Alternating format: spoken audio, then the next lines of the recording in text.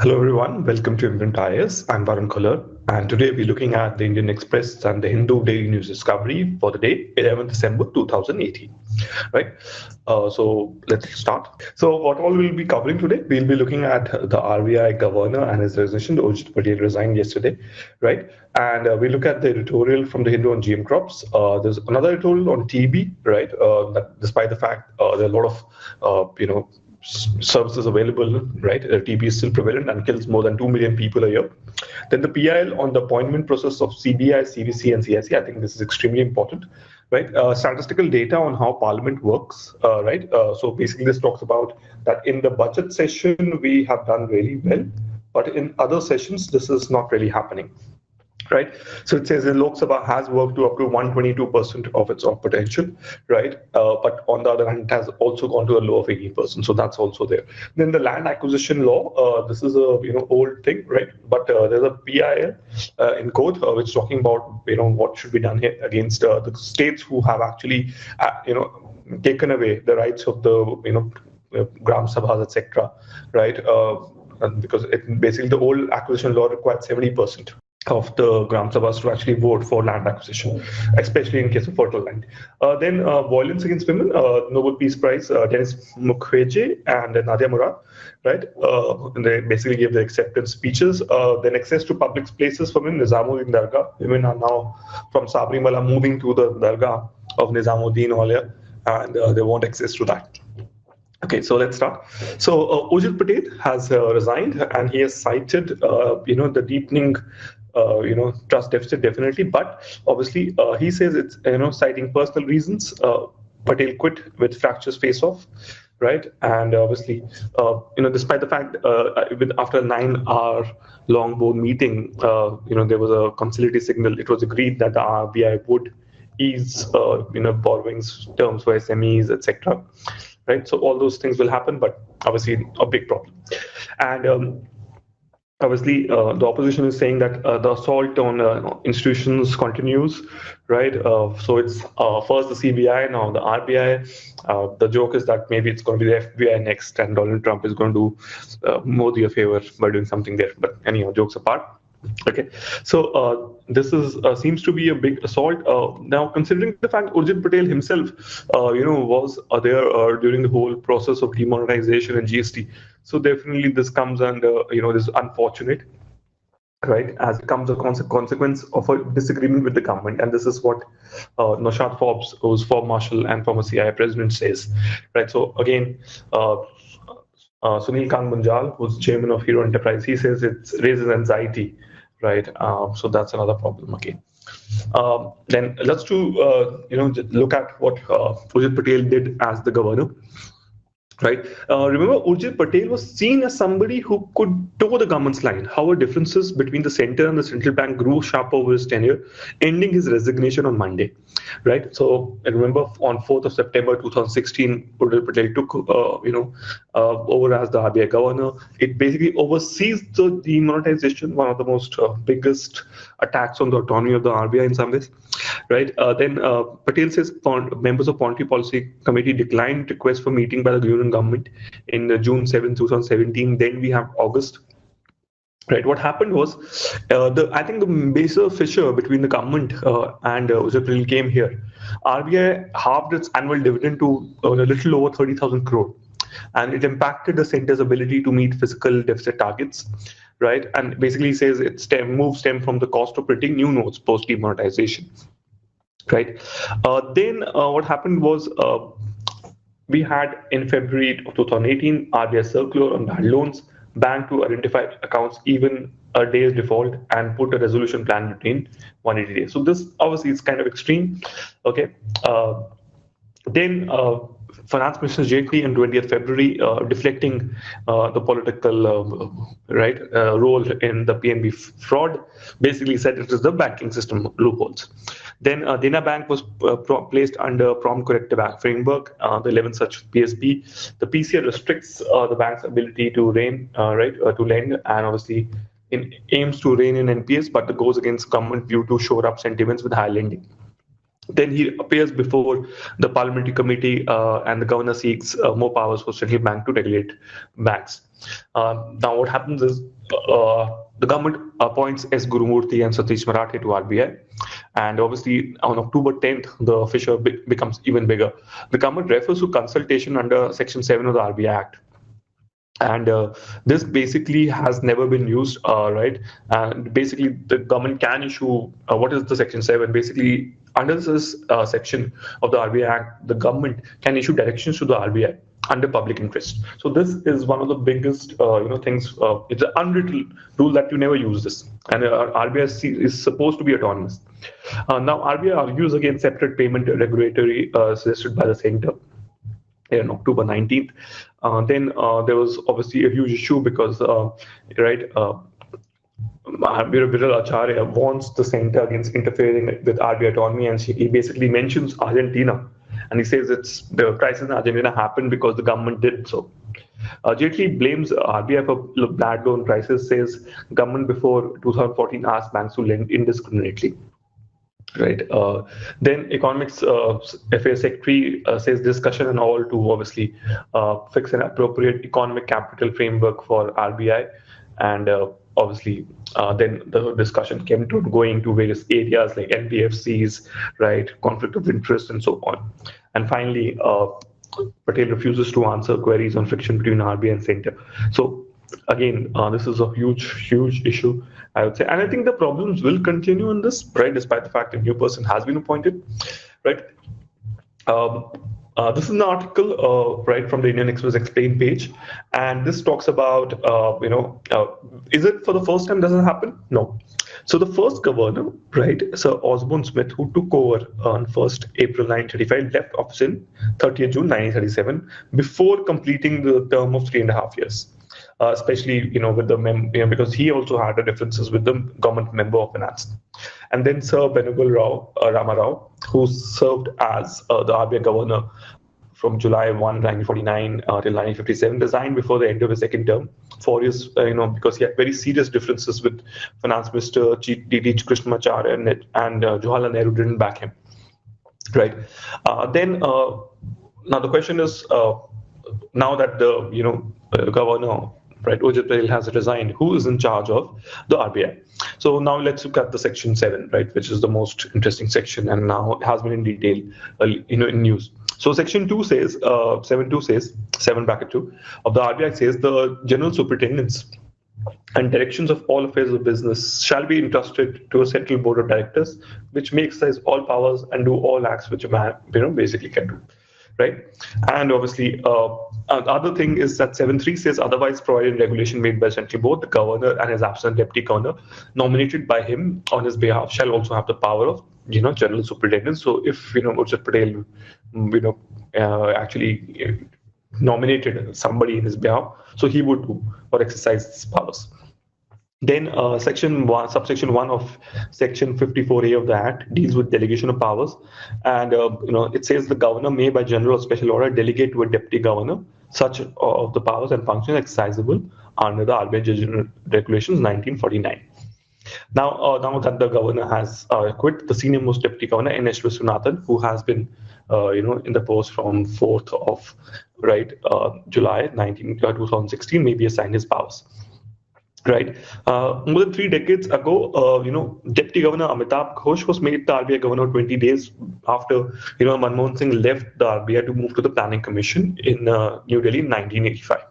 Right. And obviously, the successor was R.M. Malhotra, and he was yet to take over at that time. So that can happen. So now the question is, who will chair the meeting on 14th of December? Now, actually, we know the answer. Right. It's going to be former bureaucrat Shashikant Das. He was appointed the new RBI governor for a period of 3 years. He's former, secretary of the Department of Economic Affairs, and he defended the Modi government for a very long time during the demonetization phase every day. Right, he was the one who basically gave the concepts of, digital payments. Right, the 50, I think every day they used to move the post, right, during the 50 days what demonetization was for.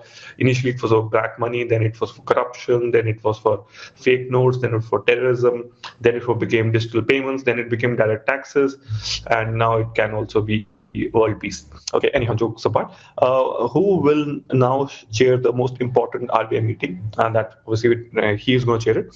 So what basically, now question would be, what caused Governor Patel's sudden resignation, right? So the question is, from the relatively sober comments from some of the aggressive members of the board, as also from several of the record briefings, it was many clear that the differences has been sorted. And obviously progress was there on various issues such as lending to small and medium enterprises. There was also some concerns of the government, which was also eased. And the easing of rules enabled almost a dozen state-owned banks to come out of the prompt corrective action framework. So everything was looking good. But there were certain issues, like there was obviously special funding dispensations to the NBFCs, which have complained of liquidity squeeze, but the RBI has disputed, and appropriate level of economic capital and the surplus it should transfer to the government also has remained unresolved, right? And obviously there might be even differences on the composition of committees. So now the next question, how is the governor's resignation expected to impact the institutional relationship between the RBI and the government? And now, obviously, if you think about it, you have now appointed an IS officer, right, instead of an accommodation or a technocrat expert, Shashikant Das, right? So Shaktikant Das is the new RBI, and he's a former IS officer, and he is as close to the government as anybody can be, right? Raghuram Ranjan says the good reasons governors of central bank were why, because of the fact that the RBI basically ensures the financial stability of the the country, right, and is the Asian debt manager, right? So obviously it can now totally change, and RBI can just become soon instead of an autonomous body, yet another institution which is a puppet of the central government. What will happen in the markets? So in the near term, the financial markets are bound to be impacted, right? So the Indian market had closed for the day when the news of Patel's resignation came, right? So that obviously, that is one thing. But there would be some issues. It could mean higher cost of borrowings in the medium term, right, and in the near term, right? Okay, so when and how the process of new governor starts? So it's very straightforward here. Prime Minister basically would appoint him, and that is what already has happened. Okay, now the next article is on GM crops, right?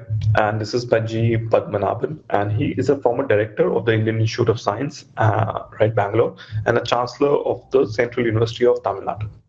Right. So what does he say? He says modern technologies for sustainable food and national nutritional security, right, appeared in the recently reviewed journal Current Science. And he said it's deeply worrying, right? Why does he say so? He says it is authored by two great people, the geneticist P.C. Keshavan and the leading agricultural scientist M.S. Swaminathan. And he has described BT cotton as a failure, both of them, right? Now he says, right, as the principal scientific advisor to the government of India, K. Vijayaraghavan rightly said this paper is deeply flawed and has the potential to mislead the public and the political system, because obviously a lot of these two are very credible people. So why does he say so? Right? He says relying on scientific evidence. He said we should basically look into scientific evidence about it. Okay, so what does he say? See, he said, while the general public can be easily swayed by the unauthentic reports, the authors, right, as scientists should have relied on hardcore scientific evidence before making such adverse comments, right? The statement that only in very rare circumstances, that less than 1%, may arise a need for use of this technology is not consonant with the other statements, such as in the concluding paragraphs. What it basically says is that genetic energy has obviously opened up, right, new avenues of molecular breeding. Their potential to undesirable impacts have to be kept in view, right? So what basically genetic modification can do, it is the choice of technology of choice of solving abiotic problems like flood, right, drought, right, salinity, and obviously it is very, very important. Okay. Right. So what this article is basically talking about is the fact that BT, maize and cotton, right, is actually doing really well. Okay. right? It says that there are a lot of other, papers like the 420-page report in 2016, with the observation that BT in maize and cotton from 1996 to 2015 contributed a reduction in the gap between actual yields and potential yields under circumstances in which targeted pests caused, substantial damage to non-GE varieties, and synthetic chemicals could not provide practical control. So they're saying that GM crops are extremely useful.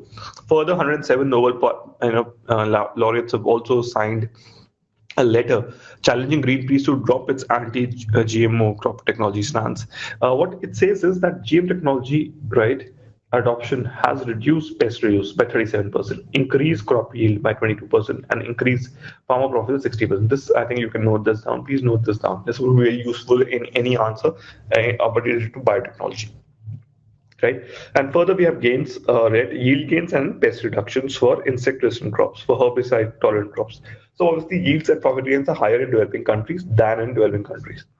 Right, data from billion animals feed on GM crops have not indicated any health assets. Right, and those in the Americas and elsewhere consuming BT cotton or soybean over 50 years have not any health issues. So obviously, it is preposterous for people to say that it is poisonous food. Okay. Right, and there's no experimental basis that GMOs cause cancer, right? So that is also not true. Now, on the other hand, what has happened in India? So BT cotton is not a failure in India, right? The yields are hovering around 300,000 kgs per hectare. At the time of reduction, it was basically very less. So it has increased to an average of 500 kgs per hectare. So a gain of around 200 kgs is there. Converting India from a crop importing country to a largest producer of raw cotton, there was a certain dip in a few years, but now the yield has increased to 550 kg hectare. So the idea is that yes, BT cotton is working well, right? And the priority obviously should be now to increase and focus, and we can now actually even reach to 800 kg per hectare, and that is something that we definitely should be done. Okay. Further, it says that GM mustard, is a technology to create mustard hybrids, and it is a self-pollinator. Mustard is difficult to hybridize to conventional methods, so genetic modification allows different parents to combine each other. So obviously, this is very, very useful, but trials are necessary. Okay, then only yield data. But now what is happening? Trials are being scuttled.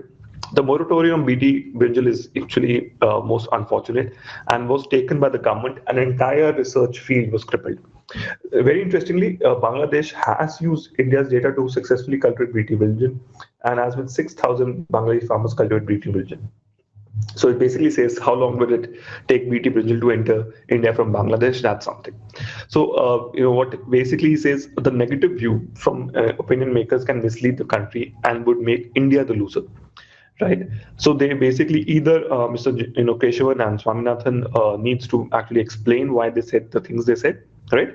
Otherwise, they need to accept what the GM technology is saying. Obviously, it's not a magic bullet. It needs to be evaluated case by cases. There needs to be trials, etc. But definitely, this has to be done. Okay, the next article is on TB. So it says decades of neglect have resulted in tuberculosis becoming the leading cause of adult deaths in most global south.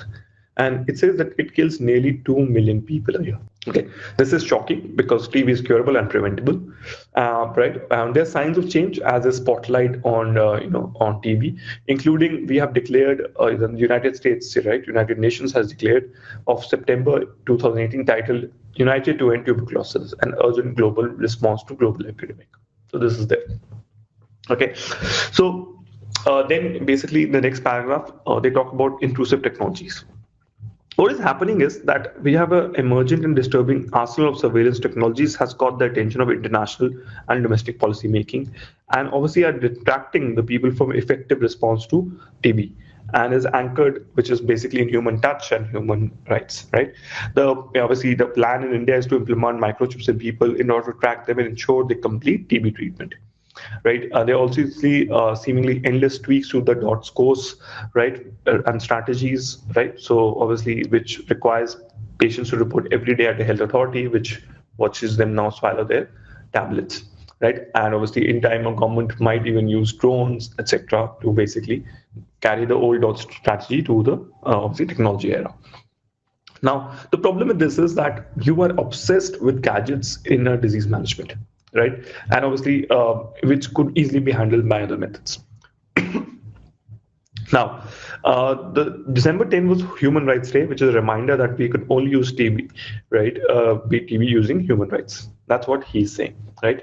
That actually we should actually, have make sure that the people who have TB have dignity, intelligence, and empathy to motivate them to obviously act in the best interest and their communities. So basically, TB can be, actually be rooted out. It should not be basically to a coercive method, right? That is what this article is saying.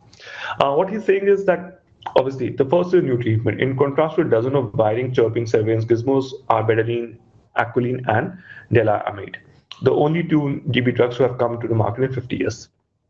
And obviously, this is far more effective than the drug-resistant TB than prevailing treatments, consisting toxic drugs and painful injections that only work half the time and often cause psychosis and disability. So this is something which basically. Then the new guideline to recommend the use of beta-acrolein and delamide against drug-resistant TB is there. Only 30,000 people have received the new drugs. Most of the people get the other drugs. So that's a problem. Okay, so we have an arsenal of cutting-edge, technology, but we take ineffective drugs to people. So that is what this article is saying. So international institution needs to focus on production of these generics of beta-acrolein and delamide, right? And we must not, suck up to companies like Johnson & Johnson and Kuta, right? And we should basically force them to actually drop their prices to $1 a day for each medication, so that exorbitant prices no longer exclude the majority of people for accessing these drugs. Right. The second is obviously saying deploy the healthcare workers, right? Because that is the backbone of the response. The frontline workers have remained shockingly underused, right? They have not been actually used to, make sure that people can get information about how to treat TB. Obviously, finally, they're talking about accountability. Right. So community-based, structures such as clinic committees ensure accountability by fostering partnership between communities and the healthcare system. Grassroots civil society and community-based organization also ensure accountability. So that, people with TB do not need to be watched; they need to be heard, right? And people with TB are saying what anyone wants, including health and dignity. The shiny, allure of surveillance technology threatens to distract us from the real work of TB response, and that is a partnership with communities who deploy human rights-based strategies to beat TB. Okay, so this was about what are the strategies which should be. The next article. Many combination drugs are not approved by regulator. So as you know, there are a lot of fixed dose combinations, right? And they have not been approved by the CDSO, right? So that's one case. So there is a problem, right? There's issuances of licenses without prior clearances by the Drug Control of India. That seems to be a huge problem, right? Fixed dose combinations, if you know Saridon, that's one of them, right? And what basically a fixed dose combination do? They basically reduce the number of pills you have to take. So basically, it's just going to be one pill instead of, let's say, 2 or 3, which in old age you might have to take. So obviously, the FDCs are much useful, but obviously the problem with is that they tend to simplify. Right, sometimes a different kind of dose is required. Right, sometimes the dose is not even required, and so you're still taking it because obviously Saridon is taking care of everything. Let's say if you have a cold, it's even taking care of your throat, so which might not be required, right? So that can actually create some kind of immunity later on when the bacteria is in. Okay, let's look at the next one. Plea questions, right? The appointment of the process of CBI CVC, and they're saying that they're not truly independent or transparent, right? And they're saying that the CBI, the heads of the CVC, CIC, and the Lokpal, the 4 regulators, is flawed. And this is a NGO Youth for Equality, represented by Gopal Shankar Nayan and Pooja Dhar, that CVC all have been limited in their functioning and interfered by the virtue of overwhelming government control, right? And something needs to be done. Right. So it says, let's look at the committees, right? Right. So if the committee is meant to appoint the head of the institutions, function by pure majority, thereby rendering the balancing voice a minority. Also, where the leader opposition was a member of the appointing committee, government took cover and the fact there was no such individual not explicitly recognized, he and me would be merely called up as invitee. And basically, it subverted the statutory regularity. And in the case of Lokpal, they basically said there's no leader of the opposition, right? Okay. The I There could be various amendments to this, right? So a petition sought to go to interpret statutory provisions so that appointments were to be made by unanimous vote and not a majority one. I think the petition should actually say that every the Lok Sabha and the Rajya Sabha should ratify the person who was being there. That's done in the House of Commons and the Lords in UK. Okay, when Parliament got working in the last 4 years? So as I've already talked about it, in the if you look at it, the high was 122% and the low was 15%. Rajya Sabha worked between the two extremes of 94% to 18%.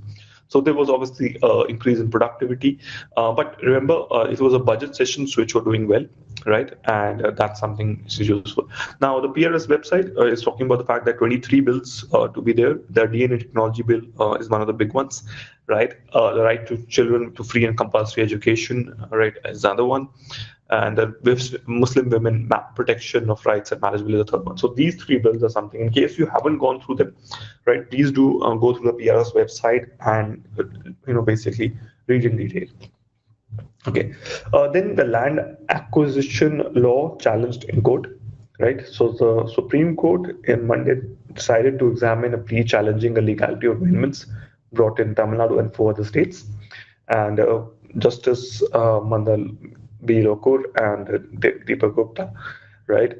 They basically issued notice to Gujarat, Tamil Nadu, Andhra, and Telangana and Jharkhand for amending their land acquisition laws to the extent that consent of farmers or landowners is required before the land is acquired for industrial corridors, expressways, and highways.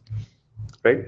So Mera Partner says that states allow land acquisition without participation of people, right, representative bodies, without social impact studies, without proper expert appraisal projects, public hearings, objections, safeguards to ensure food security. So this is something need to be looked into. And this violates the core spirit of the Right to Fair Compensation of Transparency Act in Land Acquisition Rehabilitation Settlement of 2013. Right, and it mandates this act that 70% landowners should consent to acquisition of land for a public-private project. Now, what has happened? State have moved the clause of PPP and paving the way for many private projects that are running under garb of PPP. And tax money is being spent while acquiring land and creating infrastructure, but private players take away the maximum share at the profit-making stage. Right. So the court basically says,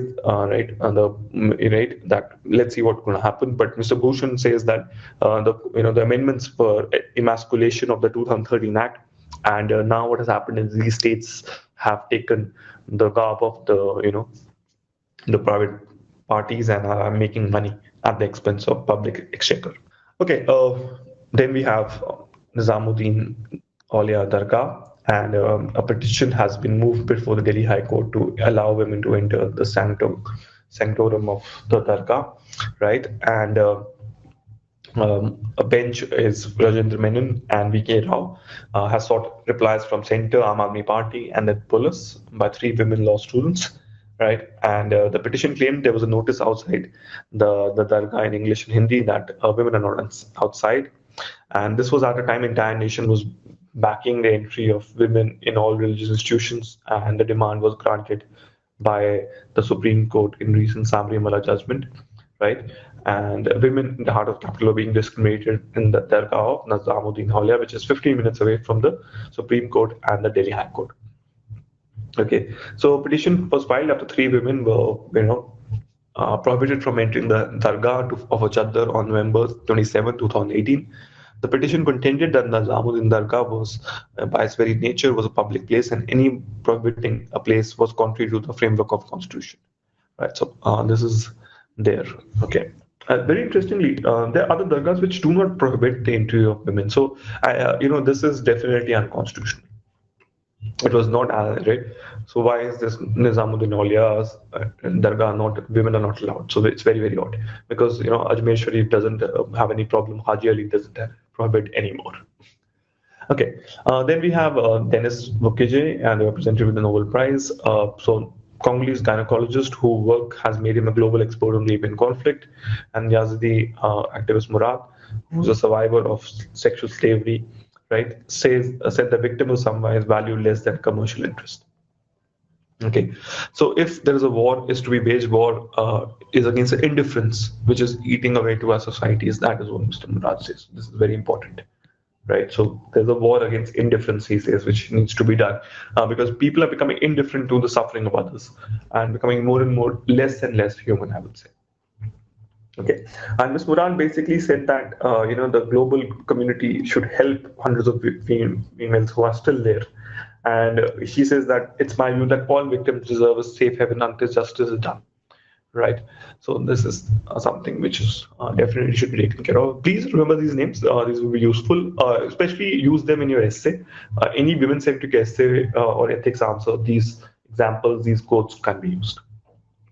Okay, finally, the IMPRINT answer writing challenge. This is a question from 2014. I have modified these questions from 2013-14. Right. So the question is, what is the impact of the Land Acquisition Lara Act on agriculture and industrialization? Comment on the changes brought by various state governments in this regard. Then, obviously, what is can overuse and availability of antibiotics without doctor prescription lead to drug-resistant disease in India? What are the mechanisms for monitoring and control? Critically discuss the various issues. This is important. Please go through, please search on PIB. You'll find the mechanism for monitoring and control as well. And the government has a monitoring and control mechanism for TB drugs. Right. What is, do you understand a fixed drug dose combination? What are the merits and demerits? I briefly talked about them. Right. So Saridon is an example. Obviously, a lot of antiretroviral drugs are examples. Right. So the idea is that, let's say you have AIDS, you have to eat a lot of different medicines, and this way FDCs also allow that. That doesn't need to be done. Okay, thank you so much for listening. Wonderful talking to you all today. Right, do join our Telegram group, and if you have time, please write these answers and send us to us on imprintKnowledgeSolutions@gmail.com, right, at gmail.com, and our Telegram group is also open. Thank you so much.